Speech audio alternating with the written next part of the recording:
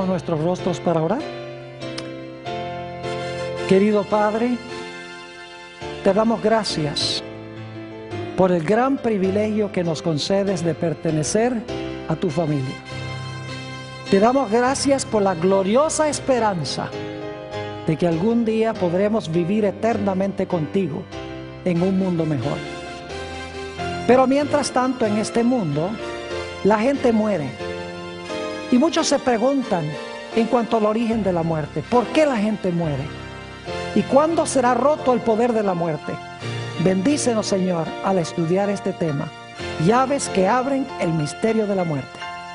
Te lo pedimos en el precioso nombre de tu Hijo, Cristo Jesús. Amén.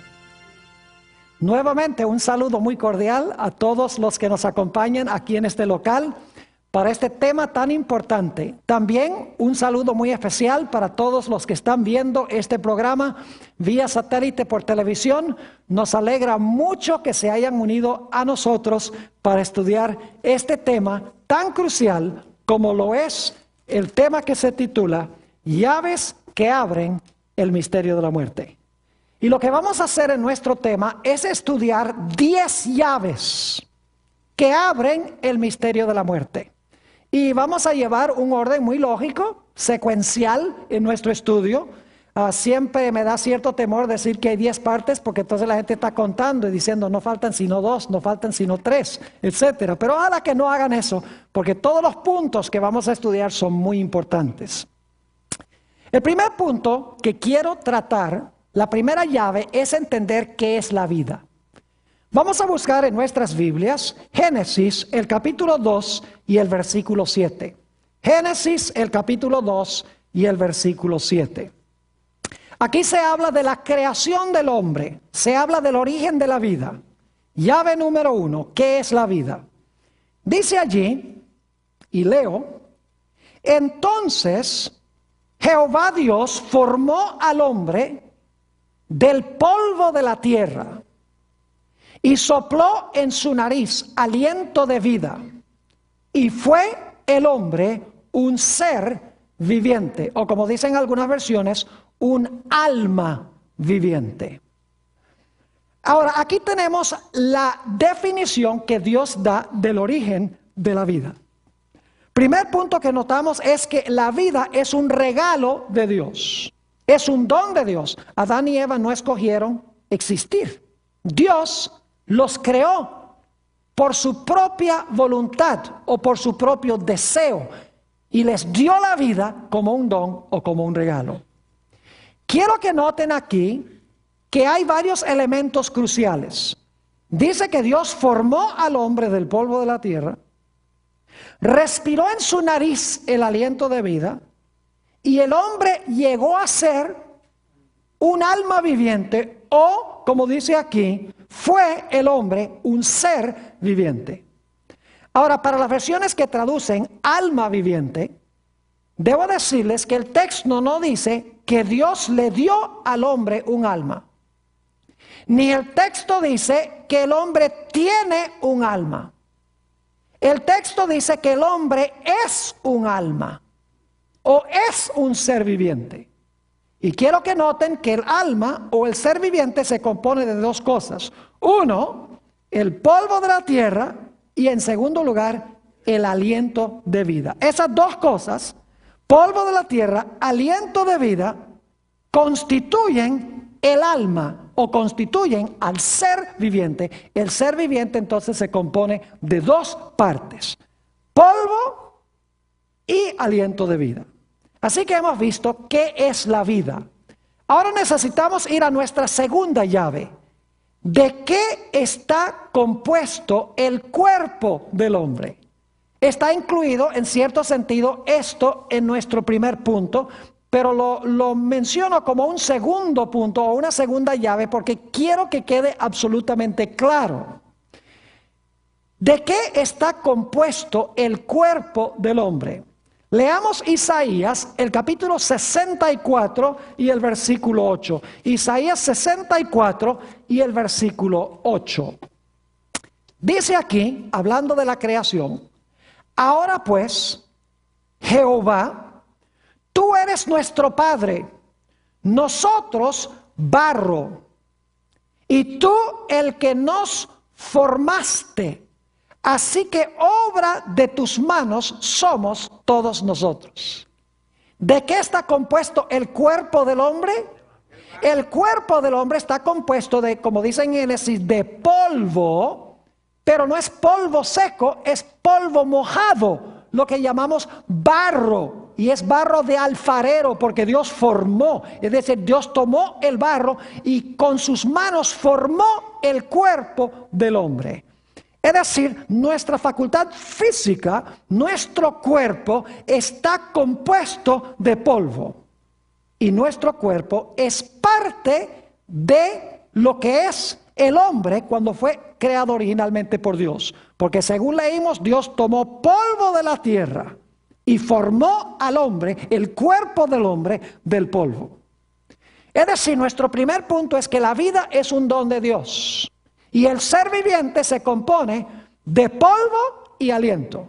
Ahora hemos visto que nuestro segundo punto es que el cuerpo es lo que está compuesto de polvo o está compuesto de barro, como dice en Isaías 64:8. Nuestra facultad física, fisiológica, es de barro. Ahora vamos a nuestro tercer punto. Dicho sea de paso, ustedes están diciendo, vamos bien rápido, ya vamos por el 3. Bueno, algunos puntos van a exigir más tiempo. Pero el punto número 3 es, o la llave número 3, ¿qué es el espíritu que Dios le dio al hombre? Porque la Biblia dice que Dios puso en la nariz del hombre el espíritu de vida. El cuerpo era de polvo, no cabe duda alguna. Pero Dios puso también en el hombre, en ese cuerpo puso el espíritu o el aliento de vida. Note lo que dice en el libro de Job, el capítulo 33, Job 33, y vamos a leer el versículo 4, Job 33 y el versículo 4. Antes de leer este versículo, necesito decirles que hay dos palabras hebreas, porque el Antiguo Testamento fue escrito en hebreo, dos palabras hebreas que son sinónimas, es decir, significan lo mismo básicamente.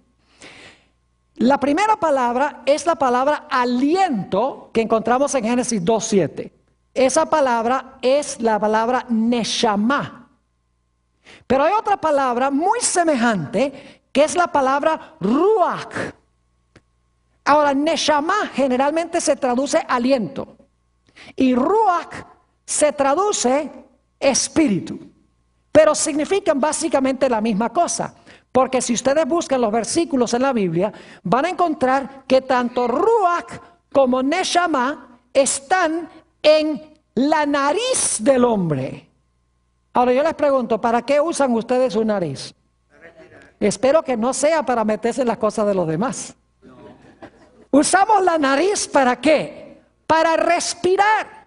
Entonces, ¿qué es el ruach o qué es el neshama? ¿Qué es el aliento o el espíritu que tenemos en la nariz? Es la facultad de ¿qué? La facultad de respirar. Note lo que dice Job 33 y el versículo 4. Dice Job, el Espíritu de Dios me hizo. Y luego lo explica de otra forma. Dice, el Espíritu de Dios me hizo y el soplo del Omnipotente me dio vida. La primera palabra, espíritu, es ruach. La segunda palabra, soplo, es neshama. Y ambas frases son sinónimas. Quieren decir lo mismo, pero en diferentes palabras. Dice, el Espíritu de Dios me hizo. Es lo mismo que decir, el soplo del Omnipotente me dio vida. Es decir, ruach y neshama están en la nariz y usamos la nariz ¿para qué? Para respirar.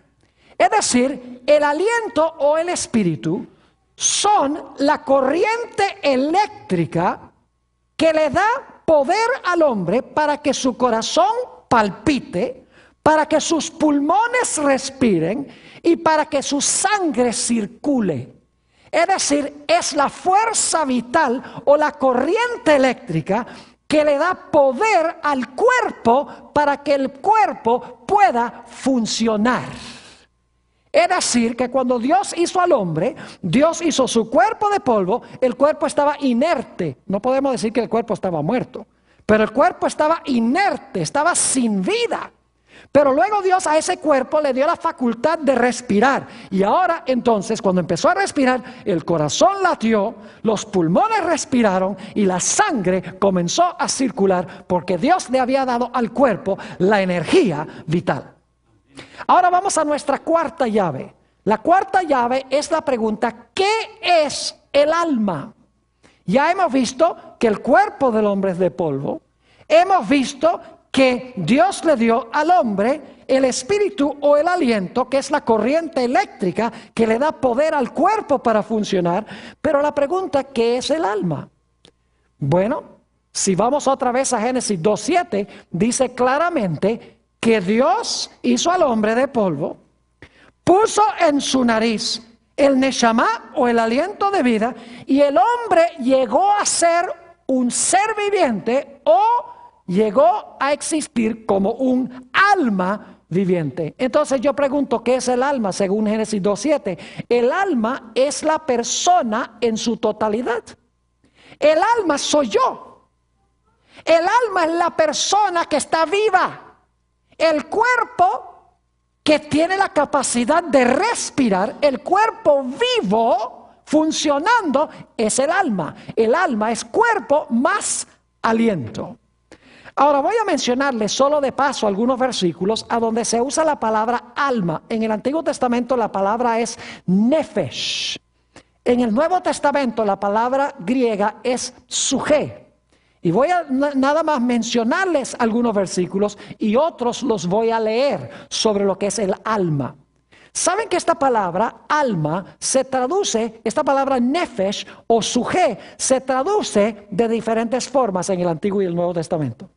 A veces las palabras se traducen vida. No se traducen alma, sino vida. A veces se traducen persona. El alma es la persona. A veces se traduce alma. Y a veces se traduce con un pronombre personal, como vamos a ver dentro de unos momentos. Es decir, la idea de nefesh y suje es: el alma es la persona que está viva. La persona que tiene un cuerpo que está funcionando porque tiene el aliento de vida. Por ejemplo, en Génesis 9:4, no lo voy a buscar, solo voy a mencionar algunos versículos porque tengo mucho material que cubrir en este tema. Allí dice que la sangre del hombre es el alma, pero no se traduce alma, sino que se traduce vida. Pero es la mismita palabra nefesh que se usa en Génesis 2:7, ser viviente. Es decir, el alma del hombre está en su sangre. Se debe traducir no alma, sino que se debe traducir ¿qué? Vida. Y la mayoría de las versiones traducen viva, vida. Es decir, el alma es el ser vivo. En Génesis 12 y el versículo 5 encontramos que Abraham salió de Harán para Canaán y dice que se llevó a las personas que estaban en su casa. ¿Saben que esa palabra personas allí, que estaban en su casa, es la mismita palabra nefesh? Es decir, se llevó las almas que estaban en su casa. Obviamente no eran almas intangibles, invisibles, sino que eran ¿qué? Personas. Y se traduce esa palabra personas. Génesis 14:21 es otro ejemplo. El rey de Sodoma, cuando Abraham vuelve, habiendo rescatado a los rehenes que se habían llevado estos reyes enemigos, y trajo también todo lo que se habían robado junto con las personas, el rey de Sodoma le dice a Abraham, dice: quédate tú con los bienes y dame a mí las almas, o dame a mí las personas. Nuevamente la palabra que se traduce personas allí es la mismita palabra alma. Es decir, el alma es la persona viviente. Note lo que dice Génesis 35:18. Este texto sí lo voy a leer. Aquí está hablando en Génesis el capítulo 35 y el versículo 18 del nacimiento de Benjamín, hijo de Jacob. Y quiero que noten, mucha gente entiende mal este texto. Le ponen cosas que no están allí. Dice en el versículo 18: y aconteció que al salírsele el alma, porque la mamá murió, Raquel murió cuando nació Benjamín. Dice, y aconteció que al salirse el alma, y luego explica qué significa eso, pues ¿qué? Murió. Cuando usted es un alma, ¿usted está qué? Vivo. Cuando se le sale la vida, ¿qué pasa? Muere. Se puede traducir, y al salírsela la vida. Pero la versión traduce alma. Al salírsele el alma, pues murió. Llamó su nombre Benoni, mas su padre lo llamó Benjamín. Y algunas personas le agregan a esto y dicen, cuando salió su alma inmortal y se fue al cielo, allá consciente a alabar al Señor. El texto no dice eso. Sencillamente dice que se le salió la vida y luego explica qué significa. Murió, dice allí. Es decir, cuando usted se le sale el alma o la vida que está en la sangre, porque la sangre circula el oxígeno, ¿cuál es el resultado? El resultado es la muerte. Levítico 17:11. Noten cómo se traduce esta palabra en 3 formas distintas en el mismo versículo. Qué interesante. Levítico 17:11. En el mismo versículo, la misma palabra se traduce de 3 diferentes formas. Dice, porque la vida... Esa es la palabra nefesh, porque la vida de la carne en la sangre está. Y yo os la he dado para hacer expiación sobre el altar por vuestras almas. La misma palabra. Y la misma sangre hará expiación de la persona. La misma palabra. Es decir, esta misma palabra nefesh se traduce vida, almas o persona. ¿Qué es el nefesh entonces? El nefesh es una persona que está ¿qué? Una persona que está viva. No es algo que el hombre tiene por dentro, sino que es la totalidad del hombre, del ser vivo. Hechos 7 y el versículo 14 usa otra palabra, la palabra griega, suje. Y note lo que dice Hechos 7 y el versículo 14. Está hablando de José.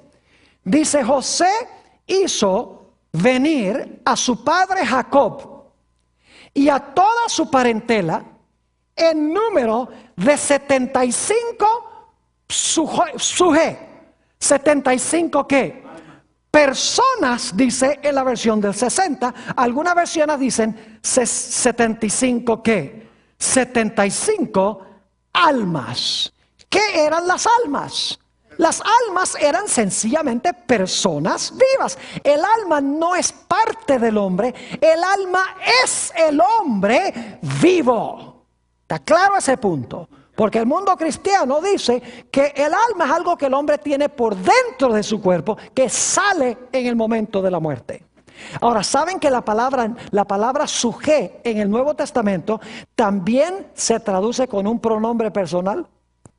Fíjense en Mateo 16 y el versículo 26. Mateo 16, 26. Y luego vamos a comparar Lucas 9 y el versículo 25. Y vamos a comparar esos 2 versículos. Dice en Mateo 16, 26. Está hablando Jesús. Porque ¿qué aprovechará al hombre si ganare todo el mundo y perdiere su alma? Fíjense que Mateo dice, ¿de qué vale que se gane todo el mundo y pierda su alma? Pero vamos a ver cómo lo dijo Jesús en Lucas 9:25. Dice allí, pues ¿qué aprovecha al hombre si gana todo el mundo y se destruye o se pierde a sí mismo? ¿Qué es el alma? El alma soy yo mismo cuando se comparan los 2 versículos. Porque uno dice perdiere su alma, el otro dice se pierde a sí mismo. El alma soy yo, un ser vivo. Noten también Mateo, el capítulo 2 y el versículo 20. Está hablando de Herodes que quería matar a Jesús. Y dice aquí, el ángel le dice a José, levántate, toma al niño y a su madre, y vete a la tierra de Israel. Ya Herodes ha muerto. Vete a la tierra de Israel, porque han muerto los que procuraban la muerte del niño. La versión de 60 no capta lo que en realidad dice el griego en que fue escrito el Nuevo Testamento. En realidad el griego dice, porque han muerto los que procuraban el alma del niño. ¿Cómo se debe traducir la palabra alma allí? Estaba buscando quitarle ¿qué? Quitarle la vida, porque el alma es la vida. Y por esa razón la versión del 60 dice, los que procuraban la muerte del niño, aunque la palabra muerte no está allí, pero se interpreta como el hecho de que querían quitarle la vida. Eso significa que querían, ¿qué? Matarlo. Ahora escuchen bien. La palabra alma y la palabra espíritu se usan 1658 veces en el Antiguo y el Nuevo Testamento. Y ni una sola vez, ni una de esas 1658 veces se usa la palabra alma o la palabra espíritu con la palabra inmortal o consciente. Nunca va a encontrar en la Biblia la expresión alma inmortal, espíritu inmortal. Ni va a encontrar nunca que el alma está consciente cuando sale del cuerpo o el espíritu está consciente cuando el hombre muere. No aparece en las Escrituras esa idea. En 1658 veces que aparece la palabra espíritu y la palabra alma. Vamos ahora a nuestra quinta llave que abre el misterio de la muerte. Ya hemos visto qué es la vida. Hemos visto de qué está compuesto el cuerpo del hombre. Hemos visto qué es el espíritu de vida que Dios le dio. Hemos visto qué es el alma. Ahora lo que queremos hacer es contestar la pregunta: cuando el hombre fue creado, ¿cómo se podía perpetuar o prolongar su vida? ¿Será que cuando Dios hizo al hombre le dio una batería inmortal que ni siquiera Dios le podía quitar? ¿Será que Dios creó al hombre inmortal y que el hombre tiene algo por dentro que no hay manera de matarlo? Ni siquiera Dios lo puede destruir. ¿Cómo podía, una vez que Dios creó al hombre, cómo podía prolongarse y perpetuarse la vida? ¿Era porque el hombre era inmortal o porque el hombre tenía que hacer algo para seguir viviendo? La Biblia tiene la respuesta. Vayan conmigo a Génesis 2 y el versículo 9. Dios colocó en el huerto del Edén dos árboles. Uno se conoce como el árbol de la ciencia del bien y del mal, y el otro es el árbol de la vida. Noten Génesis 2 y el versículo 9, dice: y Jehová Dios hizo nacer de la tierra todo árbol delicioso a la vista y bueno para comer. También el árbol de ¿qué? De la vida en medio del huerto, y el árbol de la ciencia del bien y del mal. ¿Por qué colocó Dios el árbol de la vida en el centro del huerto? Porque Dios tenía planeado de que el hombre continuamente comiera del árbol de la vida. No iba a comer una sola vez, sino que iba a regresar paulatinamente para comer. Es decir, el árbol de la vida era como un cargador de baterías. Y Adán y Eva iban a tener que venir al árbol de la vida, y yo pienso que es cada mes, y van a ver por qué razón más adelante. Cada mes debían venir y comer del fruto del árbol de la vida para reabastecer su vida y para continuar viviendo. Es decir, su fuente de vida no estaba dentro de ellos, la fuente de vida estaba fuera de ellos en un árbol, en el árbol que pertenecía a Dios. Y Dios le dijo a Adán y Eva: miren, si ustedes comen del árbol de la ciencia del bien y el mal, ese día ustedes van a ¿qué? Ese día ustedes van a morir, dijo Dios. Ahora yo pregunto, ¿cómo iban a morir si el hombre es inmortal? Sería absurdo decir, van a morir si no pueden morir. Obviamente el hombre tenía que continuar comiendo del árbol. Es más, noten lo que dice Génesis 3, 22 al 24 sobre esto. Génesis 3, 22 al 24. Lo hemos leído antes, ahora leámoslo de nuevo. Dice allí: y dijo Jehová Dios: he aquí el hombre es como uno de nosotros, sabiendo el bien y el mal. Ahora pues que no alargue su mano y tome también del árbol de la vida y coma y viva para siempre.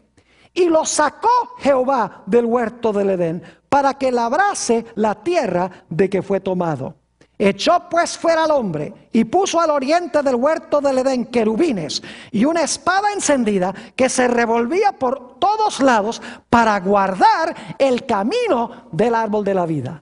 ¿Qué hizo Dios cuando Adán y Eva pecaron? Dios cerró la puerta del huerto, colocó querubines o ángeles poderosos a la entrada para que el hombre no pudiera ¿qué? Comer del árbol de la vida. Si el hombre ya era inmortal, ¿de qué le hubiera valido a Dios prohibirle el árbol? Dios no le hubiera podido quitar igual la vida, prohibiéndole el árbol.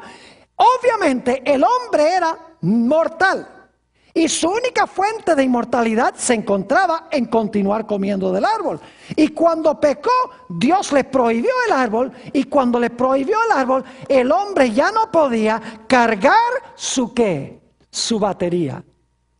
Y ahora voy a compartir con ustedes algo que voy a compartir más adelante cuando hablemos de la salud en el libro de Génesis. Pero si ustedes miran Génesis 5, ustedes van a ver que la longitud de la vida de los que se mencionan en esa genealogía es extraordinaria. El que menos vivió fue 777 años. Y el que más vivió, 969 años. Yo les pregunto, ¿tenían bien cargada la batería? Ah, claro, porque habían ido directo al cargador. Pero cuando miran la genealogía de Génesis 11, versículo 10 al 32, ya la gente vive mucho menos. 400 y algo de años máximo. ¿Por qué razón? Porque ya no tienen acceso, ¿qué cosa? Al cargador. Y encontramos que David nos dice en el Salmo 90:10, en cuanto a nosotros hoy, los días de nuestra edad son 70 años.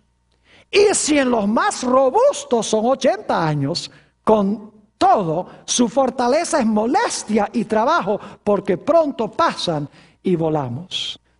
Es decir, que cuando Dios le prohibió el acceso al árbol, al hombre, la batería se empezó a descargar. Y yo les digo, si Jesús no viniera a este mundo para redimir a su pueblo, ultimadamente, aún con la ciencia médica que ha mejorado la situación del hombre y ha postergado lo inevitable, aún con todo eso, si Jesús no viniera, ultimadamente la raza humana perdería su energía y se extinguiría tarde o temprano.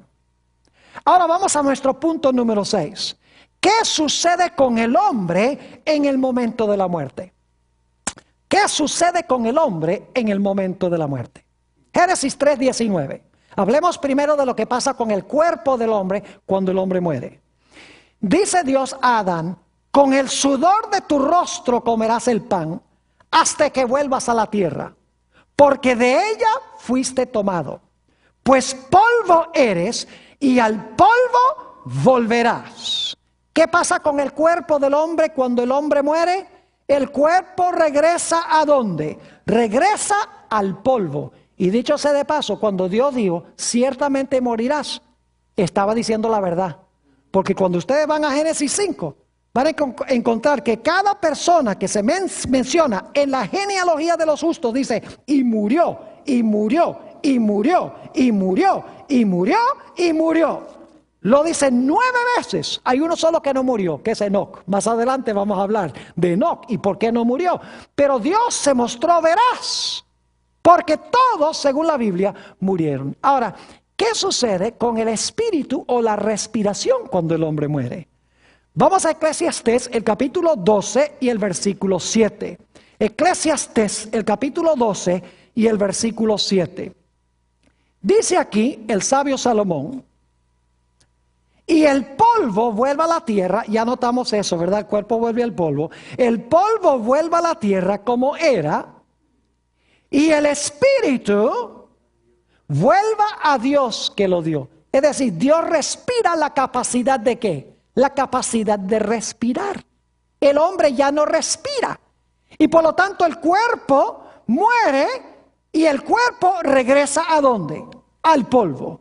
Es decir, que en la muerte se separa el cuerpo de polvo de la fuerza energética que hace funcionar el cuerpo. Y como resultado, ¿el hombre qué? El hombre muere.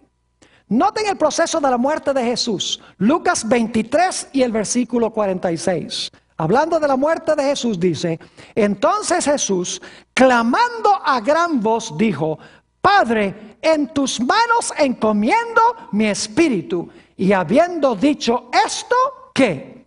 Habiendo dicho esto, expiró. Es decir, el aliento, ¿qué pasa? El aliento se le ¿qué? Se le fue, se le salió. Hizo así.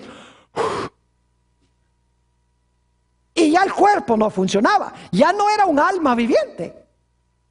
Ahora, el cuerpo de Jesús no vio corrupción, a diferencia que el cuerpo nuestro. Pero el cuerpo nuestro vuelve al polvo. Noten Juan 19 y el versículo 30.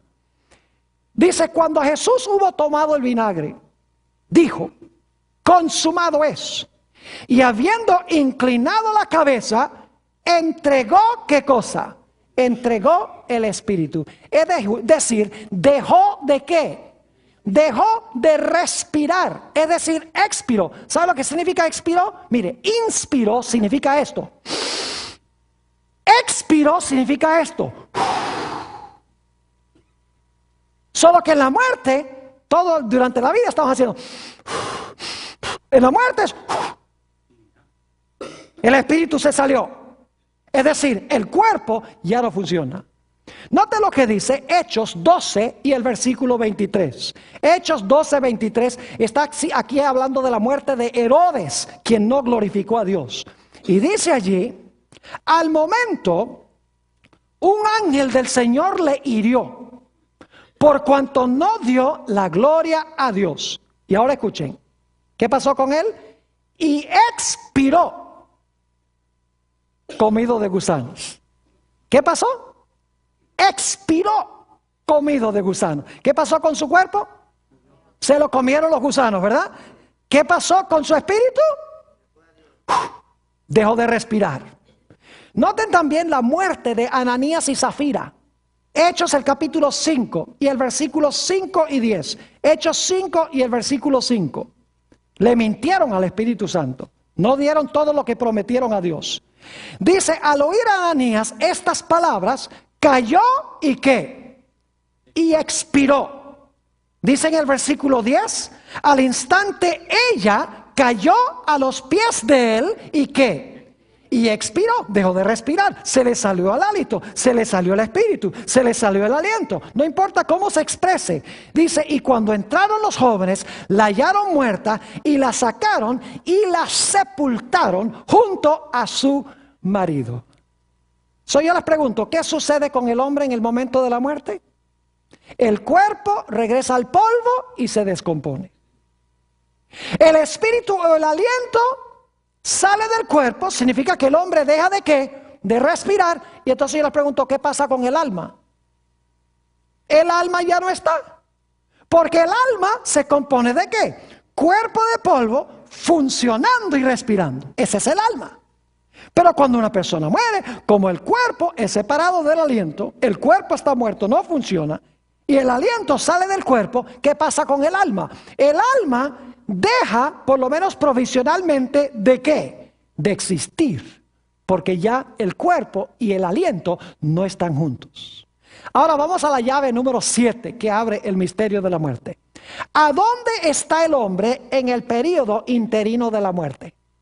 Es decir, después que el hombre muere, ¿a dónde está el hombre durante el período interino después de la muerte? Juan 5, 28 y 29, Jesús dio la respuesta clara. Juan 5, 28 y 29. Dijo Jesús esto: no os maravilléis de esto, porque vendrá hora cuando todos los que están en el cielo o en el infierno oirán su voz.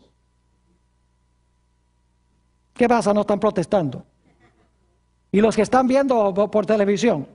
¿Están leyendo sus Biblias? ¿Qué dice? No os maravilléis de esto, porque vendrá hora cuando todos los que están ¿dónde? En los sepulcros oirán su voz. ¿Qué están haciendo en los sepulcros si se fueron al cielo? ¿Qué están haciendo en los sepulcros si se fueron al infierno? Es que no están ni en el infierno ni en el cielo. Y los que hicieron lo bueno saldrán a resurrección de vida. Mas los que hicieron lo malo a resurrección ¿de qué? De condenación. ¿Sabe lo que pasa en la muerte? En la muerte la persona sencillamente va al sepulcro. Y según la Biblia, la persona está durmiendo. Juan 11 y el versículo 11. El Señor Jesucristo, hablando de Lázaro, dice: nuestro amigo Lázaro duerme, mas voy ¿para qué? Despertarle. En Hechos 7 y el versículo 60, hablando del primer mártir cristiano, Esteban, cuando lo estaban apedreando, dice: y puesto de rodillas, clamó a gran voz: Señor, no les tomes en cuenta este pecado. y habiendo dicho esto, murió. Eso no es lo que dice el idioma griego. El griego dice que cuando hubo dicho esto, se durmió. ¿Saben que para mí es confortante eso? Que la muerte, Dios diga que la muerte es dormir. Porque cuando usted se duerme, se va a despertar. La muerte no es el fin. Dice sencillamente que Esteban, cuando lo mataron, dice que durmió. Ahora, ¿por qué se compara la muerte con dormir? El periodo interino. Muy sencillo, por 3 razones. En primer lugar, la persona que está muerta reposa de los trajines de la vida. Apocalipsis 14:13 dice, reposarán de sus obras, de los trajines, de los dolores de la vida. En segundo lugar, como cuando uno está durmiendo, en la muerte hay inconsciencia. No sabe lo que está pasando a su alrededor. Y en tercer lugar, habrá un despertar. Ahora, yo quiero explicarles algo. Algunas personas dicen, ay, pero me voy a ir a ese sepulcro frío y voy a estar separado de Dios. Déjenme decirles algo.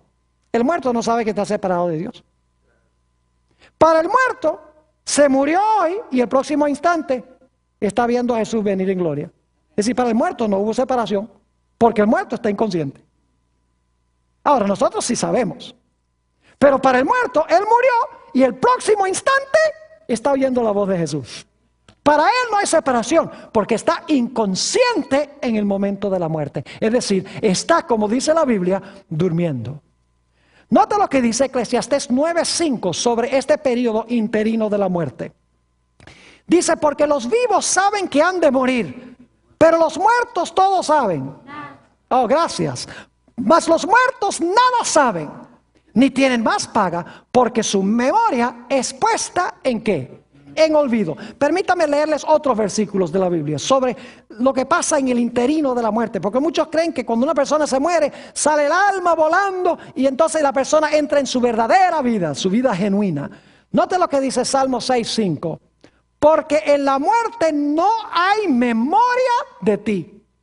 En el Seol, que significa el sepulcro, en el Seol, ¿quién te alabará? Salmo 115 y el versículo 17. Salmo 115, 17 dice, no alabarán los muertos a Jehová, ni cuantos descienden al silencio. Es decir, la muerte es silencio. Y dice que no alabarán a Jehová. Salmo 146 y el versículo 4 dice, pues sale su aliento y vuelve a la tierra. En este mismo día perecen sus pensamientos. ¿Qué pasa en el día de la muerte? Perecen sus ¿qué? Sus pensamientos. Salmo 104 y el versículo 29 dice, escondes tu rostro, se turban. Les quitas el hálito o el espíritu, dejan de ser y vuelven al polvo. ¿Qué pasa cuando sale el hálito? ¿La persona qué? Deja de ser. Isaías 38, 18 dice, porque el Seol o el sepulcro no te exaltará, ni te alabará la muerte, ni los que descienden al polvo esperarán tu verdad. Y en Hechos 2, 29 y 34 se nos dice que David no ascendió al cielo. Aunque murió un hombre salvo, David no ascendió al cielo. Ahora vamos a la llave número 8. ¿Hay esperanza de vida para el cristiano después de la muerte? Claro que sí. En Génesis 2:17 Dios le dijo al hombre, si tú comes del árbol, ¿tú vas a qué? Ese mismo día vas a morir, mas del árbol de la ciencia y del bien y del mal no comerás, porque el día que de él comieres, ¿qué va a pasar? Morirás. Yo pregunto, ¿Adán y Eva murieron ese mismo día? Espiritualmente sí, pero ¿murieron en todo sentido de la palabra? No. ¿Por qué no murieron ese día? Ya hemos visto en temas anteriores. Génesis 3:21 nos dice que ese día hubo 2 sacrificios. No dice 2, pero dice vestiduras de pieles, en plural. Eran 2 pecadores. Se mataron animales. Y esos animales representaban ¿qué cosa? Representaban la muerte de Cristo Jesús en la cruz del Calvario para salvar al hombre. Es decir, estaba indicando de que Jesús iba a tomar la muerte que nos pertenece a nosotros para que nosotros pudiésemos recibir su vida. Note lo que dice 1 de Pedro 1, 18 al 20. Dice, sabiendo que fuisteis rescatados de vuestra vana manera de vivir, la cual recibisteis de vuestros padres, no con cosas corruptibles como oro o plata, sino con la sangre preciosa de Cristo, como de un cordero sin mancha ni contaminación, ya destinado desde antes de la fundación del mundo, pero manifestado en los postreros tiempos por amor de vosotros. Es decir, esos sacrificios representaban ¿a quién? A Jesús, quien iba a ser sacrificado como un cordero sin mancha, que iba a sufrir la muerte que yo debo sufrir. Y de esa manera iba a derrotar la muerte y darme la esperanza de vida eterna. En 2 Timoteo 1 y el versículo 10 nos dice que Jesús quitó la muerte y sacó a la luz la vida y la inmortalidad por el Evangelio. Nos dice en 1 de San Juan 5, 11 y 12, y este es el testimonio que Dios nos ha dado, vida eterna. Y esta vida está en su Hijo. El que tiene al Hijo, tiene la vida. El que no tiene al Hijo de Dios, no tiene ¿qué? La vida. Yo pregunto, ¿hay esperanza después de la muerte? Claro que sí. ¿Para quiénes? Para los que están en Cristo. No tienen que morir porque Jesús murió. Es decir, si recibimos a Jesús, no tenemos que morir eternamente, porque ya la muerte que debemos sufrir fue paga por Cristo Jesús. Esas son buenas nuevas. El cristiano no le tiene miedo a la muerte. Noten 1 de Corintios 15, 16 al 19. Porque si los muertos no resucitan, tampoco Cristo resucitó. Y si Cristo no resucitó, vuestra fe es vana. Aún estáis en vuestros pecados. Entonces también los que durmieron en Cristo perecieron. Si en esta vida solamente esperamos en Cristo, somos los más dignos de conmiseración de todos los hombres. Es decir, porque Cristo murió y resucitó, nosotros también, si morimos y estamos en Él, resucitaremos. Jesús dijo, porque yo vivo, vosotros también ¿qué? Viviréis. Ahora la pregunta clave es, ¿cuándo es que esta muerte va a ser derrotada y va a ser rota? Ahora, yo tengo ahora, si estoy en Cristo, la garantía de vida, pero eso no significa que no voy a morir físicamente. Puede ser que yo muera, voy al sepulcro, pero mi vida está garantizada con Jesús. Es decir, mi nombre está anotado en el libro de la vida, del Cordero, como dice la Biblia. Y cuando Cristo venga, entonces me va a dar inmortalidad. Como dice en Juan 14, 1 al 3, no se turbe vuestro corazón. ¿Creéis en Dios? Creed también en mí. En la casa de mi Padre muchas moradas hay. De otra manera os lo hubiera dicho. Voy pues a preparar lugar para vosotros. Y si me fuere y os aparejare lugar, vendré otra vez y os tomaré a mí mismo, para que donde yo estoy, vosotros también estéis. Yo pregunto, ¿cuándo es que vamos a estar con Jesús? ¿En el momento cuando morimos o en el momento cuando Cristo venga? Cuando Cristo venga. Dice, vendré otra vez, os tomaré a mí mismo, para que donde yo estoy, vosotros también estéis. La mayoría de las iglesias dice que cuando una persona muere en Cristo, inmediatamente se fue para el cielo. Entonces mi pregunta es, si ya se fue al cielo, ¿a qué viene Cristo a buscarlo? Aquí nos dice que cuando Jesús venga otra vez, es que su pueblo va a ir al cielo con Él. Lo cual significa que no fueron en el momento de la muerte. La vida eterna les fue garantizada porque estaban en Jesús. Pero después de un periodo de dormir o de silencio, son resucitados cuando Jesús venga. Note lo que dice 1 de Tesalonicenses 4 y los versículos 15 al 17. Este es el famoso pasaje de la resurrección. 1 de Tesalonicenses, el capítulo 4 y los versículos 15 al 17. Dice aquí el apóstol San Pablo esto. Por lo cual os decimos esto en palabra del Señor, que nosotros que vivimos, que habremos quedado hasta la venida del Señor, no precederemos a los que durmieron. Es decir, los que estamos vivos cuando Jesús venga, no vamos a ir al cielo antes de ¿quiénes? Antes de los muertos. Versículo 16. Porque el Señor mismo con voz de mando, con voz de arcángel y con trompeta de Dios descenderá del cielo y los muertos en Cristo resucitarán primero. Pregunta, ¿cuando murieron tenían la garantía de vida ya? Jesús dijo, cuando yo venga voy a resucitar a este, porque este es mío, porque este tiene la vida, porque me recibió. Claro que sí. Los muertos en Cristo resucitarán primero. Luego nosotros, los que vivimos, los que hayamos quedado, ahora escuchen bien, seremos arrebatados juntamente con ellos en las nubes para recibir al Señor en el aire. Y así estaremos siempre con el Señor. Pregunta, ¿cuándo es que los muertos van a ir al cielo? ¿Van al cielo antes que los vivos? No. Porque dice que los vivos no irán antes que los muertos, ni los muertos irán antes que los vivos. Dice que ambos serán arrebatados en las nubes para recibir a Jesús en el aire, para luego estar siempre con el Señor. Significa entonces que vamos a estar siempre con el Señor, no en el momento de la muerte, sino en el momento cuando Cristo venga a resucitar a los muertos. Si ya fuimos al cielo cuando nos morimos, ¿a qué viene Jesús a buscarnos? ¿Están entendiendo lo que estoy diciendo?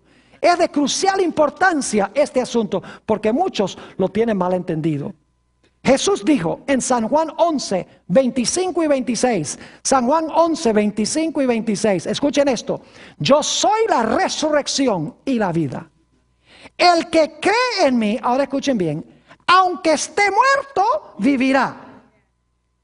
Yo pregunto, si recibimos a Jesús, ¿aún podemos morir? Según el texto dice, aunque estuviera muerto, ¿qué cosa? Vivirá. Y todo, ahora explica lo que significa. Y todo aquel que vive y cree en mí, no morirá eternamente. Puedes morir ahora en el periodo interino, pero si recibiste a Jesús, te va a resucitar y no morirás eternamente, porque te va a levantar de los muertos. Noten Juan 6 y el versículo 40, la misma idea. Y esta es la voluntad del que me ha enviado, que todo aquel que ve al Hijo y cree en Él, tenga vida eterna. Es decir, cuando yo recibo a Jesús, ¿qué tengo? Vida eterna. Pero ahora escuchen lo que dice la última parte del versículo. Y yo le resucitaré en el día postrero. ¿Puede usted tener vida eterna y morir igual? ¿Y pasar un periodo de silencio después de la muerte? ¿De dormir después de la muerte? Claro que sí, pero Jesús dice, tú tienes garantizada la vida y te resucitaré en el día postrero. La esperanza del cristiano no está en el alma irse al cielo cuando la gente se muera. La esperanza del cristiano es que aunque muera, cuando Cristo venga, lo va a resucitar y lo va a llevar al reino con Él. Ahora necesitamos ir a la llave número 9. ¿Cómo se perpetuará la vida cuando resucitemos? ¿Cómo se va a perpetuar la vida cuando resucitemos? ¿Será que vamos a tener inmortalidad propia nuestra? No derivada, sino propia nuestra. La respuesta es que no. Note lo que dice Apocalipsis 21:4. Vamos rápidamente a Apocalipsis 21 y el versículo 4. Nos habla de cómo va a ser la vida en la tierra nueva, en la nueva Jerusalén. Dice allí en Apocalipsis 21 y el versículo 4, enjugará Dios toda lágrima de los ojos de ellos. Y ya no habrá muerte, ni habrá más llanto, ni clamor, ni dolor, porque las primeras cosas pasaron. Noten que dice que ya no habrá más ¿qué? Ya no habrá llanto, ni clamor, ni ¿qué? Ni dolor, ni muerte, dice aquí. Ahora yo pregunto, ¿por qué razón no va a haber muerte? Vayan conmigo a Apocalipsis 22 y el versículo 2. Apocalipsis 22 y el versículo 2. Dice, en medio de la calle de la ciudad y a uno y otro lado del río estaba el árbol de la vida, que produce 12 frutos, dando cada mes su fruto, y las hojas del árbol eran para la sanidad de las naciones. ¿Qué es lo que está en la ciudad? Lo que está en la ciudad es el árbol de la vida. ¿Estaba en el huerto del Edén? ¿Estará en el nuevo huerto del Edén? Claro que sí. Es decir, que va a haber un árbol de la vida que produce su mes cada ¿qué? Su fruto cada ¿qué? Cada mes. ¿Y qué va a hacer el pueblo de Dios? Hemos leído Isaías 66, 22 y 23. Vayan conmigo ahí un momento. Isaías 66 y el versículo 22 y 23. Vale la pena leerlo de nuevo. Es decir, nuestra vida no va a ser propia. Nuestra vida va a ser derivada. Vamos a tener que ir al cargador de baterías. Nuestra inmortalidad será contingente, derivada de Dios, de su árbol. Noten Isaías 66 y el versículo 22 y 23. Dice aquí: porque como los cielos nuevos y la nueva tierra que yo hago permanecerán delante de mí, dice Jehová, así permanecerá vuestra descendencia y vuestro nombre. Y ahora escuchen, y de mes en mes. ¿Por qué vamos a ir de mes en mes? Porque cada mes el árbol produce ¿qué? Su fruto. Dice, y de mes en mes, y de día de reposo en día de reposo, vendrán todos a adorar delante de mí, dijo Jehová. Es decir, en la tierra nueva va a haber el árbol de la vida. Y tendremos que ir cada mes, ¿para qué? Para comer del árbol de la vida. Y al comer del árbol de la vida, de esa manera continuaremos viviendo para siempre. Note lo que dice Apocalipsis 2 y el versículo 7 sobre este aspecto de comer del árbol de la vida. Dios promete, Dios hace una promesa linda. Apocalipsis el capítulo 2 y el versículo 7. Es una promesa que hace a las 7 iglesias. Y dice aquí en el versículo 7, la promesa que da a la iglesia de Éfeso, dice: el que tiene oído, oiga lo que el Espíritu dice a las iglesias. Al que venciere, le daré a comer del árbol de la vida, el cual está en medio del paraíso de Dios.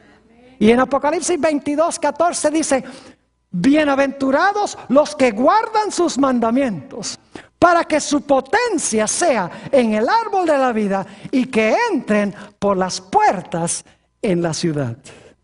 Es decir, que aún en la tierra nueva, nuestra fuente de vida no será propia, sino que será derivada de Dios. El hombre no tiene un alma inmortal, un alma que ni siquiera Dios puede destruir. Algunos creen que Dios va a mandar, por ejemplo, a los impíos al infierno para quemarse para siempre allá, porque Dios no les puede quitar el alma inmortal que Dios les dio. En este seminario vamos a tener un tema completo sobre lo que la Biblia tiene que decir en cuanto al infierno. Pero la Biblia dice claramente que nuestra única fuente de vida no está dentro en un alma inmortal, sino que está fuera en el árbol de Dios, del cual comeremos pronto algún día si hemos recibido a Jesús como nuestro Salvador. Ahora vamos a nuestra llave número 10. ¿A dónde se originó la doctrina de la inmortalidad del alma y qué implicaciones tiene? ¿Saben dónde se originó la idea de que el hombre es inmortal? ¿De que el hombre tiene un alma inmortal? Se originó en el huerto del Edén. Y no con Dios, sino con el diablo. Escúcheme bien los que están viendo vía satélite por televisión. El diablo le dijo a Eva: ¿no qué? No moriréis, mas seréis como dioses, sabiendo el bien y el mal. ¿Quién fue el que dijo que el hombre es inmortal? No fue Dios, sino que fue ¿quién? Satanás. Y escuchen lo que les voy a decir. Hay varias implicaciones muy serias de esta doctrina que se enseña en la iglesia cristiana de que el alma del hombre es inmortal. En primer lugar, esta falsa doctrina glorifica al hombre. Le atribuye al hombre lo que le pertenece solamente a Dios. ¿Saben que los teólogos dividen los atributos de Dios en atributos comunicables e incomunicables? Los comunicables, los atributos comunicables de Dios son los que Él comparte con nosotros, como amor, misericordia, bondad. Nosotros podemos tener todas esas características. Los atributos incomunicables son como, por ejemplo, omnipotencia. Es propio de Él. Omnisciencia, saber todo. Omnipresencia. Y los teólogos dicen: oh, omnipresencia, omnisciencia, omnipotencia, esos le pertenecen solamente a Dios. Entonces, y cuando uno le dice: ¿y la inmortalidad? Ah, no, ese sí es nuestro. No. La inmortalidad es un atributo también que pertenece por naturaleza ¿a quién? Por naturaleza a Dios. Y decir que el hombre lo tiene es restarle gloria y honra a Dios, y es atribuírselo al hombre.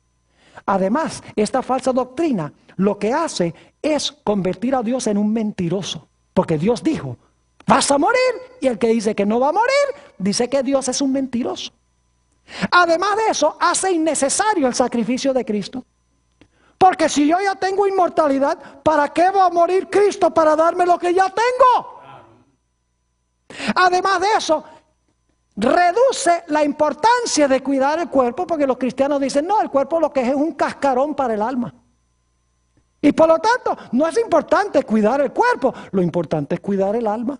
Y por lo tanto, descuidan el cuerpo. Vamos a encontrar en nuestro estudio sobre la salud que la mejor forma de cuidar el alma es cuidando el cuerpo, porque el alma se desarrolla a través del cuerpo y solamente a través del cuerpo. Además, esta falsa doctrina le resta importancia a la segunda venida de Jesús. Porque si yo soy inmortal y cuando me muero me voy al cielo, ¿para qué voy a estar esperando que Cristo venga? Y finalmente, esta falsa doctrina le abre la puerta de la iglesia al espiritismo. La idea de que los muertos, si usted cree que los muertos no están muertos, entonces usted va a creer de que es posible que los muertos regresen a comunicarse con los vivos, como están enseñando muchas iglesias hoy en día. Yo doy gloria a Dios que Dios ha dejado claro este tema en cuanto a la muerte. Y especialmente le doy gloria y honra a Dios, porque Él promete que si recibimos a Jesús como nuestro Salvador y Señor, podremos vivir eternamente en la patria celestial con Él.